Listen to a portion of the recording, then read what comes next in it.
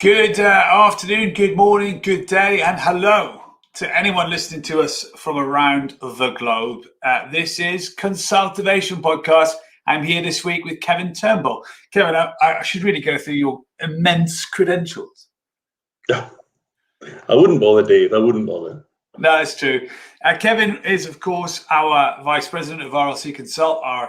If you're trying to be an advisor, then you can join us and talk to Kevin and us about that. As well as that, in his spare time, he's the president of RLC LA, sounds tremendous, and a really fine executive coach, it would appear. Indeed, indeed. Hey, Dave, I know that subject this morning is mindset or motivation or both, but can I just pull you back for a minute and ask you about consultervation? Where did that amazing name come from? Well, there was two things that prompted the word consultervation as a podcast coming together, and that was we were doing RLC CPA Live, and the intention of RLC CPA Live was to showcase to the industry and friends of ours in the US how active we are and have been and still are in that industry. Walking many of our shared friends and clients through what's been a challenging few years. What then struck me is what we were all talking about was consulting, was advisory, was business stories, business challenges. So as soon as we were talking about consultervation, I simply put together the idea of a conversation with consulting and came up with consultervation, which is conversations about what's going on in business through consultervations. Well, that makes sense. Now you've explained it. This made-up word. Yeah, it is a made-up word. We do have quite a few of those, as you know, from an RLC perspective, words that cut across many idioms. So the purpose is to give anyone listening to or watching this something to think about to do with business. And today we want to talk about mindset or motivation. And I guess the first debate, do you think the or is even relevant?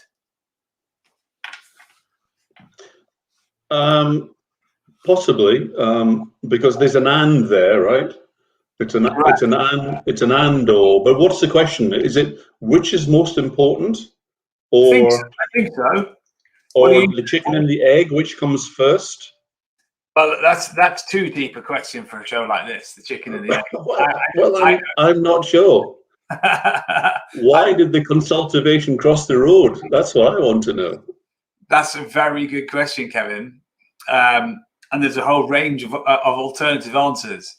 I think people often look at motivation in business and they decide first and foremost how motivated they are based on feelings they might be having in that moment. And therefore, I think motivation can sometimes accidentally come before mindset, whereas I firmly believe it's mindset first. And because you still might be having the feelings that were rubbish before that. You might be sitting there going, but I still feel the same. But you can tune a mindset channel frequency in your head in, can't you? And you can adjust the feeling through consistent choices, I think. I mean, am I talking too much mumbo jumbo, Kevin, in this consultivating idea? No. And the answer to the question is obviously to get to the other side, which is a good business analogy, because that's what we're trying to help businesses do, to get to the other side. But I think I get asked a lot about motivation in particular. How do I motivate myself? How do I motivate my staff? And I actually always bring the conversation back to mindset. Yeah. Because if you've got a negative mindset, you can try all the motivating you like, but it's not going to work. You're not going to motivate yourself because you're in a negative space, and you're certainly not going to motivate your team because your negativity will be coming across and it will be demotivating. So I always put mindset first, getting in that positive frame of mind to achieve the goals you're setting yourself. Does that make sense? Yeah, I'm writing it down. A positive frame of mind to achieve the goals you're setting yourself. We'll put that up on a banner in a little bit. I think it's vital because it's also, I think, a life thing. And, you know, what's the difference between a consultivating chicken and a life coach chicken? Well, that is a very deep question. That's really, really deep. Whatever line of work you're in, psychology, counseling, it's understanding that the day you're in needs a mindset. And I think because let's say you're feeling really gracious that day, you high on the gratitude score. That's still a mindset. It's a frame of reference. It's a window you're choosing to look through. And I sometimes think there are certain ailments in the world that people have that is an advantage. You wear glasses, Kevin, because of course your eyesight is too good for the world, so you have to tone it down, don't you? Well, it's the X-ray laser vision. That's if I don't correct. put glasses on, I'm like an X-Man. Yeah, I can imagine. Step aside, Mr. Marvel, and who's a DC Comics and the Superman character. But I think you have to put your glasses on for certain tasks or certain situations. And we often forget to choose to put our mindset on or to tune our mindset in actively enough. And it's possibly one of the most talked about subjects. There are a couple in the world, I think, mindset. Yeah, no, I think that's right. And the other important thing about mindset is if you are actively wanting to put on, say, a positive mindset, you're forcing yourself to be honest, which again is is an important personal characteristic. Because if you're not feeling very positive, it's a struggle to get a positive mindset going. And that leads you and that's going to be a definite double struggle to get anyone motivated, including yourself. I always remember in my retail career that I was able to apply, I think what was a John Maxwellism, which was about being aware when you're in the shop window. And I always find that easy to connect with because there was a shop window, right? So therefore you could connect that concept up quite quickly. But I think as a leader, it's recognizing you are in one. And like you said, Kev, if you're not in a great space, in this day and age, you might want to take an alternative action and not be in the window of display where people can see, sense, notice, and look at you and go, wow, what's up with Kevin? Or what's up with Dave? And in that moment, they, of course, have a choice to make, like we all do in any situation. They can either believe their assumption, do nothing, or find out. Right. Yeah, I know. And I'm sure I never said a positive frame of mince. Is that what it says? I'll quickly correct that. Although that does put an interesting, spin on the whole subject. I do apologize if you're listening to this, because that was quite funny. There was a typo going on the scroll across the screen, created by myself, Dave Evans. Hopefully now in a second it's going to flash right back up and the mince has gone and the mind is back. Yeah. There you go. Although it is making me a little bit hungry because I haven't had breakfast yet. And you're on Pacific time, aren't you, Kevin? So what time is it where you are? It is 9:14 a.m. Wow. So think back to your CEO days of the past when you've left home. What was the earliest you ever left home, Kev, to go to the office in the old days? In the old days, when I was working in London, I would frequently leave the house at around 6 to commute in. And how long would it take you? An hour and a half each way. Hated every minute of it. So 3 hours a day. Yeah. So how did you motivate yourself? Well, I was just thinking exactly that thing that, if you've got a negative thing in front of you, like a long commute, you're not in a positive mindset. So you're demotivating yourself, because, what's it all about? is it all worth it? Now, I had a senior job with a very big company. I was a global director, so I had a lot of responsibility, and the job was fun. It was challenging and rewarding. But I did hate the commute, and I hated little things about it. For example, I had a first-class rail ticket, and I could never get a seat because it was a commuter train which was packed. I suffer sadly from a bit of a bad back issue, and so my back used to be aching during those 3 hours of traveling, and it wasn't actually much fun. And that does spark off, that's a real world example of mindset and motivation. When I eventually got into the centre of London after getting the train and then a tube, the subway into the centre of town, I had to positively kind of challenge my mindset and get it into gear. And you can do that. But you have to be honest with yourself and say, leave all that clutter behind, all that brain trash, all that negative feelings about the commute, and start your day from now. Right, what are you going to do? What are you going to achieve? What goals are you going to set yourself? So you can condition yourself, but you really got to be honest, as I said before. Really got to be honest with how you're feeling. And for me, it worked to compartmentalize. I would take the commute. It's a bit of a mind changer. This, I'd kind of crumple it up. I'd chuck it in the waste bin and leave it behind, and then focus on the day ahead of me. Until it came time for the commute to go home. Of course, you weren't getting it out of the trash can at that point. You had a new one to make, so you were on your way back. I had a new one, and actually, what was happening was that I wouldn't rush home. So I'd work a longer day, even though it was an early start, in order not to hit peak travel time. So I was giving myself deliberately a much longer day than I would normally do. I wouldn't leave the office till sort of, 7:30, and then get home at 9. And then next day repeat. Yeah. And was it 3 days a week, 4 days a week, all week? Well, I used to. I had actually, in this company, I had 2 jobs.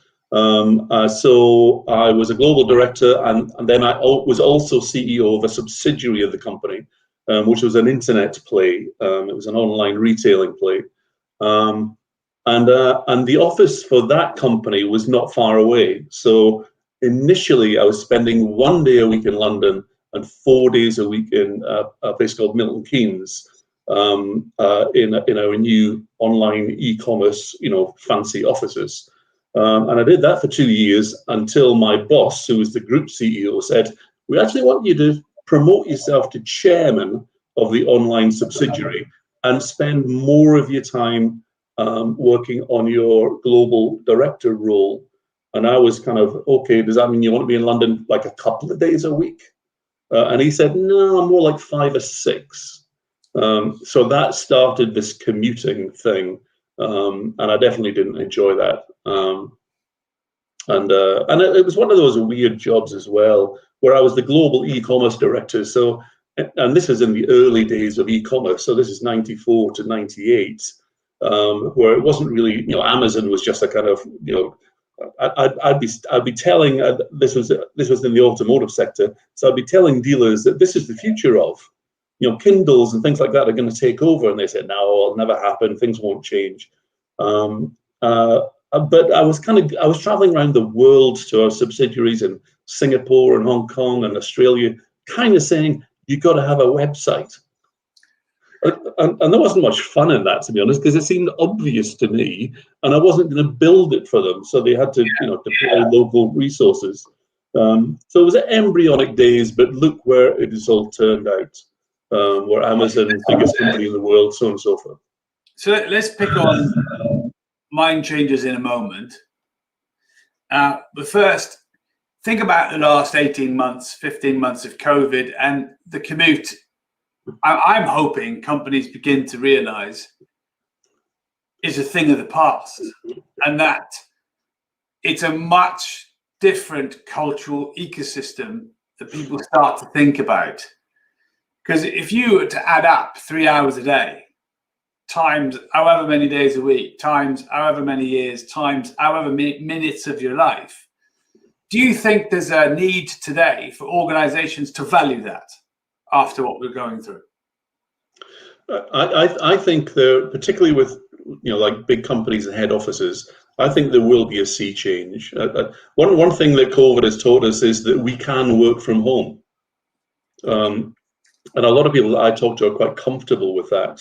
And I think a kind of hybrid structure, because human interaction is important, but it doesn't have to be a kind of slavish 9 to 5, get on the commute, get on the train, with all the wasted time that goes with that. Although some people, particularly when they drive, they don't mind the commute because it's a bit of their time. They can listen to music, they can think through things before they change work to say family, which has got other pressures. But I do think a hybrid system will prevail. And one of my clients who's got an office in Manhattan, and he's encouraging people to kind of start to go back to work, but the people in the Manhattan office don't want to go because they don't want to get on trains. Because it was like my journey. It was a commuter train journey, and they have found that they can very easily work from home. And I've quizzed him a lot on productivity. How does he feel his staff are doing? And he says, actually, they're doing great. It really hasn't impacted that. Now he is working from home and he's tearing his hair out because he likes to be involved. Yep. So there's a personality type associated with this conversation that some people like the commute, they like going to the office, they like to have a big office and the accoutrements of executiveness. Yep. Other people just aren't that bothered. It's an interesting change, isn't it? And I think it's well overdue. And I think the conversations I've heard close friends have about who was in the morning. But I go right the way back to my time at Dixon's. And I remember when I was doing a head office role, like you, early commute to Hemel Hempstead from, at the time I was living in a place called Rugby. I know you know where that is. And it's not very far, it was only 70 odd miles, but the drive in the morning was a 2-hour commitment. And usually 2.5. So you'd leave early because of that. But I'd learned early on that being there, being set up at the desk, jacket ready to go, stuff out, was being judged. Now, I saw loads of people, and I have to tell you, I participated in it a little bit, right, who would have done all that, and they were off having breakfast, right? Right. And then the assumption was they were all in meetings. And I remember going out to the canteen going, they're all down here. They're not up there.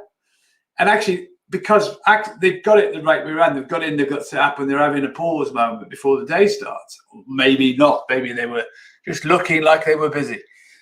But whatever it is, there was a measurement of how hard you work based on how early you're in and how late you left.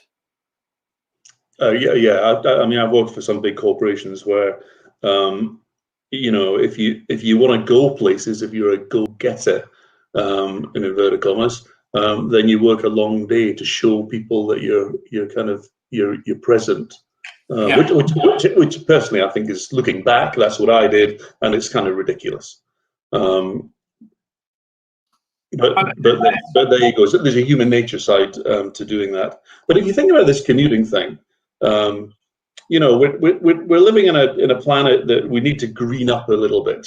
Where's the benefit of sitting on a train or sitting on a plane or in a car in a traffic jam? It seems so counterintuitive in an obvious sort of a way. But mind you, casting back to the days pre-Zoom, if you can recall those, Dave. The technology in terms of video conferencing was expensive and not really accessible by many people. Whereas with the ubiquitous Zooms and Zoom clones of the world, it's easy. You don't have to get up in Rugby to go to wherever you were going. You can just hop on a Zoom call and talk about your goals and what you're going to do and all of that, and Bob's your uncle. You're done. And many people will have an uncle called Bob. You're right. Now, I know that's not the main point you were making, The thing is, Kev, right? I think you're absolutely right. But I think there's a direct invitation to people who own businesses to be the difference here. And we're going to move on to mindset and mind changes in a moment for the last part of today. But to be the difference, it says, I actually value your personal time as much as I do your work time. And then ask yourself, what behavior does that create when you make that mental choice? So I've put the hyphen into mindset because it does give us a really good clue, isn't it, as to what the word is actually telling us. It's this ownership that it's up to you to set your mind. And if you spent your life so far waiting for others to affirm, cajole, encourage, maybe you're a type of person who needs that. That's okay. But you know, if you're the type of person that needs that and you master self-setting it, you'll be twice the force in your own life, as well as those who do it automatically and those who don't have to work too hard at this. I've often been considered to be a bit of an energist, where I have reams of energy and people ask me why that is. And do you know, Kev, it's actually very simple. Having escaped death a few times, it impresses on you, doesn't it? A violent reality of fragility and mortality that makes you appreciate the moment much, much more than if you haven't experienced those things. Now, I'm not suggesting that anyone should have to experience those things. Like impressing on me a mental condition, I'm asking others to think about, can you do that to yourself? Because that's what a mindset is to realize, you know, if you say to somebody who's very young, one day you'll look back and count the minutes you spent, they look at you like you're daft. I think due to the amount of knowledge that's around in the world today, people can ask that question much younger now than we ever did, due to what's at your fingertips. So I think this art of setting a mindset is really, really important. And one of the things, Kev, that you alluded to earlier was mind changes that we coach at RLC, and they're also in the book Leadership or Leadership. Apologies to Apple, they'll censor that. But they are there for a reason, because you shouldn't be surprised if you want a new neurological pathway to exist in your brain, right? You got to repeat it. And if you're repeating something that's relatively new, old habits will override it pretty quickly if you let them. Old thoughts, old feelings, old music tracks, I say old people not as in aging population, old relationships who don't know that you're rewiring something for yourself. But mind changes for us allow us to fast track a neurological pathway into the frame of mind that you like. Kev, what do you think about mind changes? Well, I mean, I think the great thing about mind changes is that they're underpinned by really concrete science. So the techniques they work, they're effective. And when I talk about mindset and mind changes to my clients, I often kind of talk about TV set. You know, it's the same sort of thing. You've got a TV, you can set it to do what you want it to do. You can turn it on, you can turn it off, you can change channels, you can stream stuff. You can look at your favorite bits. You can get in a positive frame of mind. You can be challenged by it all. That is mindset. And so having mind changes to facilitate doing that, to be kind of the remote control to get positive and negative stuff done, is a really great thing, I think. And a lot of them are so simple, but so effective. Maybe you should give an example of one. I actually, the easiest one I think to illustrate here is a technique called the train, where, because it's relevant to your commute from earlier, isn't it, Kevin? Of 3 hours round trip. One of the things about a mind changer, a really thought through mind changer, is if you've designed it like we have, where it's linked to something we've all done and turning something we've all done into a technique. Now, do remember, anytime you use a skill to do something, Kevin, right, it's much better than trying to get through it, because the skill is almost the apparatus you need. And the train is designed where, let's imagine you're boarding a train and you look out at the station and there's a version of you on the station. The correct English is a doppelganger, a mirror image. That version of you stood there, and you're looking out the window, and maybe you have got, like you had, a first-class ticket, and you did get a seat, and you're feeling pretty good, and you're looking at that version of you on the station.